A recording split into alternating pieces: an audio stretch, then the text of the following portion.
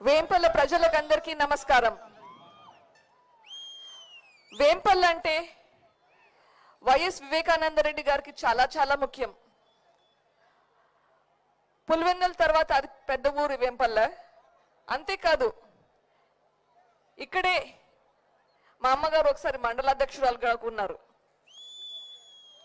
ఇక్కడే ఒక ఆఫీస్ కూడా ఉండేది వైఎస్ వివేకానంద రెడ్డి గారికి.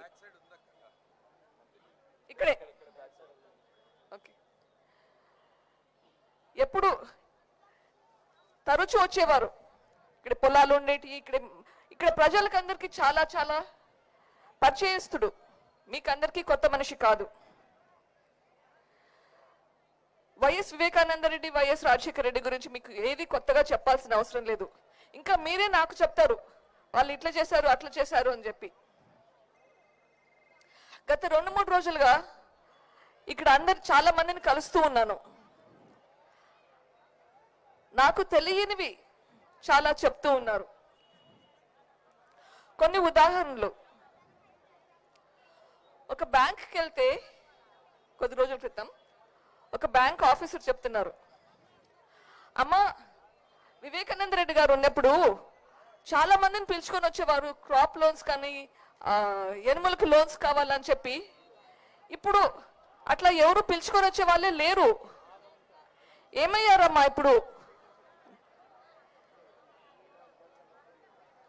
నేను అడుగుతున్నాను, మీరు ఓటు వేసిన వాళ్ళు ఎక్కడున్నారండి ఇప్పుడు మీకోసం పని చేయకుండా? చాలా మంది ఇంకా చెప్తున్నారు,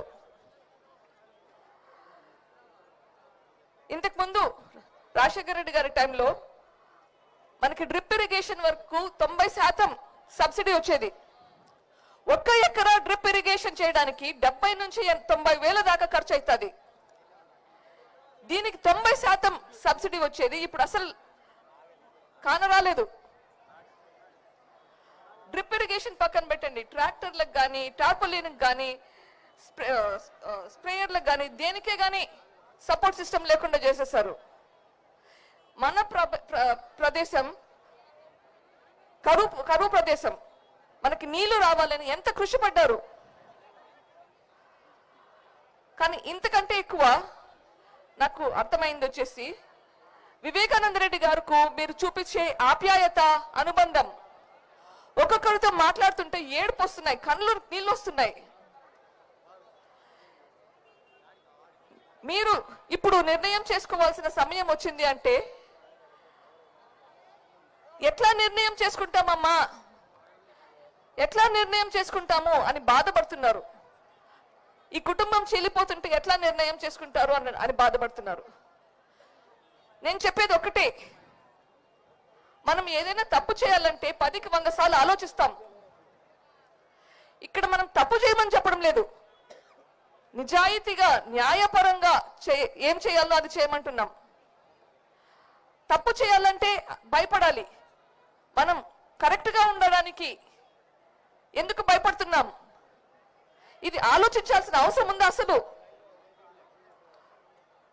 మీకు మీ మనిషికి జరిగిన అన్యాయం గురించి మాట్లాడడానికి ఎందుకు భయపడాలి? ఇదంతా విన్నాక మీరందరినీ ఇక్కడ చూస్తుంటే చాలా చాలా మనసు ఉప్పొంగిపోతుంది. ఇప్పుడు మనం న్యాయం వైపు ఉన్నామా అన్యాయం వైపు ఉన్నామా ఆలోచించాలి. అంతే. మన డిసిషన్ మేకింగ్ అనేది చాలా సులభమవుతుంది. ధర్మం వైపు ఉన్నామా అధర్మం వైపు ఉన్నామా, మన కోసం పోరాడే మన షర్మిలమ్మ వైపు ఉన్నామా లేదా, మన కోసం పోరాడే షర్మిలమ్మ వైపు ఉన్నామా లేదా? మన కోసం పోరాడే మనిషి కావాలంటే మనం షర్మిలమ్మకు ఓటు వేసి గెలిపించుకోవాలి.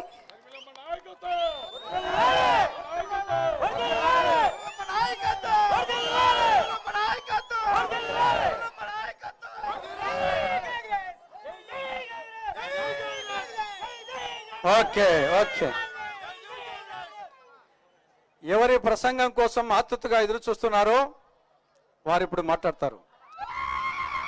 ఎవరు వారు? ఎవరు వారు? పులివెందుల పులిబిడ్డ, కడప జిల్లా కన్నబిడ్డ, రాయలసీమ రతనాల బిడ్డ, ఆంధ్రమాత అనుంగు బిడ్డ, స్వర్గీయ వైఎస్ రాజశేఖర రెడ్డి గారి ముద్దుల బిడ్డ, ఆంధ్రప్రదేశ్ కాంగ్రెస్ కమిటీ అధ్యక్షురాలు, కడప జిల్లా పార్లమెంటు కాంగ్రెస్ అభ్యర్థి అయినటువంటి వైఎస్ శర్మిలారెడ్డి గారు మాట్లాడతారు. వారు మాట్లాడే ముందు రైతుకు ప్రతీకగా నాగలి గుర్తును వారు చేతబోని ఎన్నికల శంఖారావం పొడిస్తారు.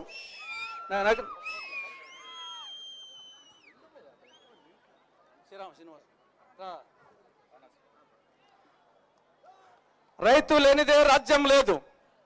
మంది వ్యవసాయ ప్రధానమైన రాష్ట్రం. ఇటువంటి రాష్ట్రంలో రైతును ఏడిపిస్తా ఉంది జగన్ ప్రభుత్వం, మోడీ ప్రభుత్వం. అందుకోసం కాంగ్రెస్ పార్టీ అధికారంలోకి వస్తే రైతుకు అగ్రతాంబూలం వేయడం జరుగుతుంది అనే దానికి సింబల్ గా ఈ రోజు శర్మిలారెడ్డి గారు ఈ యొక్క నాగలి చేతబోన్నారు. ఇప్పుడు వారు ప్రసంగిస్తారు.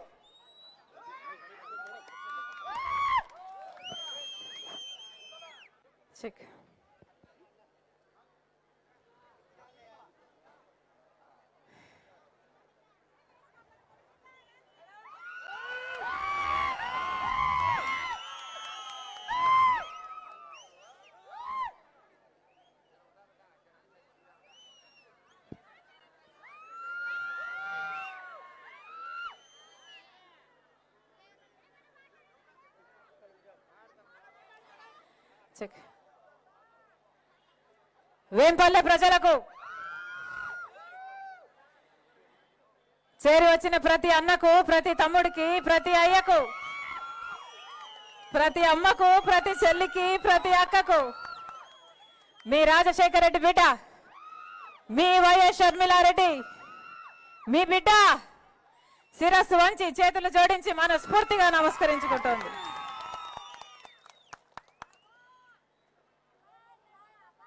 రాజశేఖర రెడ్డి గారు మీకు కొత్త కాదు. రాజశేఖర రెడ్డి గారైనా, వివేకానంద రెడ్డి గారైనా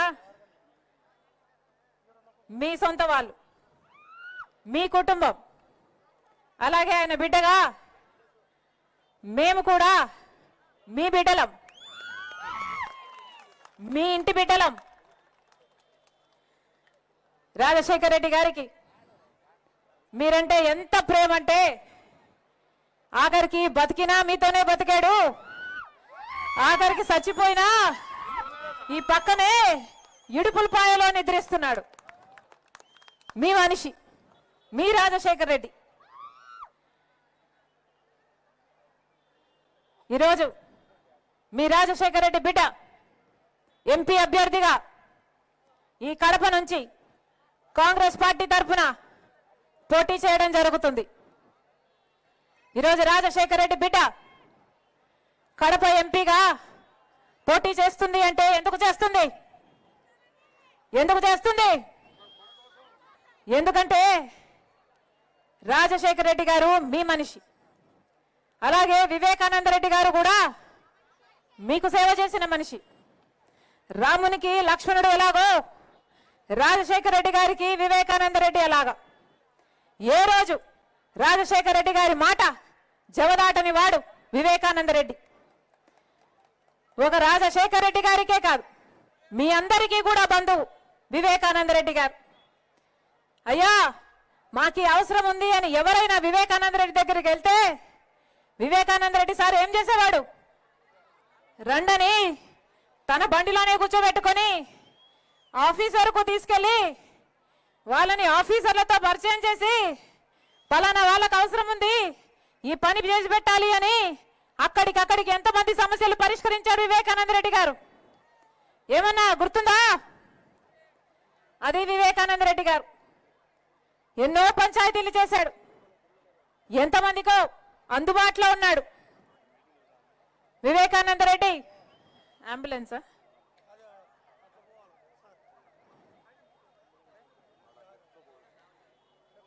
వివేకానంద రెడ్డి గారు మీ మనిషి, ప్రజల మనిషి, ప్రజలకు అందుబాటులో ఉన్న మనిషి, ప్రజలకు పనికొచ్చిన మనిషి. అలాంటి మనిషి వెళ్ళిపోతే ఈరోజు మళ్ళీ అలాంటి మనిషి, అలాంటి నాయకుడు ఉన్నాడా అని భూతత్వం పెట్టుకుని వెతికి చూసినా కూడా మళ్ళీ అలాంటి నాయకుడు కనిపించడు. అలాంటి వివేకానంద రెడ్డి గారు, రాజశేఖర రెడ్డి గారి సొంత తమ్ముడు వివేకానంద రెడ్డి గారు మీ అందరి బిడ్డ, మీ అందరి మనిషి 5 సంవత్సరాల కింద ఘోరంగా నరికి చంపేశారు. 5 సంవత్సరాలు అయిపోయింది వివేకానంద రెడ్డి గారు చనిపోయి. వివేకానంద రెడ్డి గారు చనిపోలేదు, వివేకానంద రెడ్డి గారిని చంపేశారు. 5 సంవత్సరాలు అయింది. వివేకానంద రెడ్డి గారిని ఘోరంగా గొడ్డలితో నరికి నరికి నరికి నరికి నరికి మనకు చెప్పుకోవడానికే ఎన్నిసార్లు నరికి అంటే ఇట్లుందే. గొడ్డలి వేట్లు అనుభవించిన వాడు ఆయనకు ఎలా ఉండాలి? గొడ్డలి పోట్లకు బలైపోయి 5 సంవత్సరాలు అయిపోయింది వివేకానంద రెడ్డి గారు చనిపోయి. 5 సంవత్సరాలు అయిపోయింది. పెద్ద మనిషి చనిపోయి, రాజశేఖర రెడ్డి గారి తమ్ముడు చనిపోయి, మీ నాయకుడు చనిపోయి, మరి 5 సంవత్సరాలు అయితే ఈ రోజు వరకు వివేకానంద రెడ్డి గారిని హత్య చేసిన వాళ్లకు, చేయించిన వాళ్లకు శిక్ష పడిందా? న్యాయం జరిగిందా? వివేకానంద రెడ్డి గారి రక్తం ఈ రోజు వరకు కూడా ఘోషిస్తూనే ఉంది. ఆయన ఆత్మకు ఈ రోజు వరకు కూడా శాంతి చేకూర్చలేదు. కారణం, వివేకానంద రెడ్డి గారిని హత్య చేసిన వాళ్ళు, చేయించిన వాళ్ళు యథేచ్ఛగా తిరుగుతుంటే మరి న్యాయం అన్నది ఎక్కడుంది? జరిగిందా వివేకానంద రెడ్డి గారికి న్యాయం? జరిగిందా వివేకానంద రెడ్డి బిడ్డకు న్యాయం? జరిగిందా వివేకానంద రెడ్డి భార్యకు న్యాయం? మరి ఇది అధర్మం కాకపోతే ఏమిటి? 5 సంవత్సరాలు అయిపోయింది హత్య జరిగి. సిబిఐ ఎంక్వైరీలో హత్య చేసింది ఎవరు, హత్య చేయించింది ఎవరు అని తేటతెల్లం చేశారు. హత్య చేసిన వాళ్ళు ఒకరైతే హత్య చేయించిన వాళ్ళు ఎంపీ అవినాష్ రెడ్డి గారు అని సిబిఐ దోషిగా, నిందితుడిగా, అక్యూజ్డ్ గా సిబిఐ చేర్చింది. సిబిఐ సాక్ష్యాలు చూపుతుంది, ఆధారాలు చూపుతుంది, వాగ్మూలాలు చూపుతుంది. గూగుల్ టేక్అవుట్, గూగుల్ మ్యాప్స్ లో హత్య చేసిన వాళ్ళు, హత్య చేయించిన వాళ్ళు అంతకు ముందు రోజు కలుసుకున్నారు, ఆ రోజు కలుసుకున్నారు అని గూగుల్ టేక్అవుట్ లో సాక్ష్యాలు చూపుతుంది. Call records, phone call records, హత్య చేసిన వాళ్ళు అవినాష్ రెడ్డి గారు వాళ్ళు వీరు మాట్లాడుకున్నారు అని సిబిఐ సాక్ష్యాలు బయట పెట్టింది. అంతేకాదు, డబ్బులు కూడా లావాదేవీలు జరిగాయని, వీళ్ళు వాళ్ళకు అడ్వాన్స్ ఇచ్చారని, కాబట్టే హత్య చేశారని సిబిఐ అన్ని సాక్ష్యాలు బయట పెట్టింది.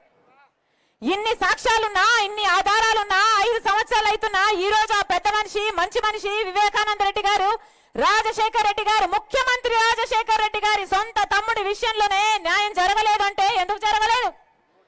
ఎందుకు జరగలేదు? సాక్షాత్తు ముఖ్యమంత్రి గారు జగన్మోహన్ రెడ్డి గారు తన అధికారాన్ని అడ్డేసి ఈ రోజు హంతకులు, హంత చేయించిన వాళ్ళను కాపాడుతున్నారు కాబట్టి ఈ రోజు వరకు కూడా రాజశేఖర రెడ్డి గారి తమ్ముడిని హత్య చేసిన వాళ్లకు శిక్ష పడలేదు.